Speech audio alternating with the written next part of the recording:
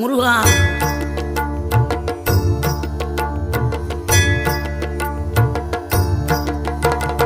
ஆறுபடை வீடும் அருள் வழங்கும் முருகா அருகே நீ ஓடோடிவா.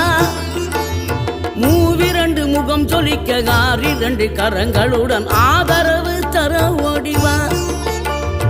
ஆறுபடை வீடும் அருள் வழங்கும் முருகா அருகே நீ ஓடோடிவா.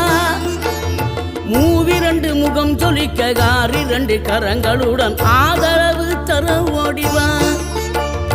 ஈசன் மகனே என்னை காக்க இங்க உனையன்றி வேறாரையா.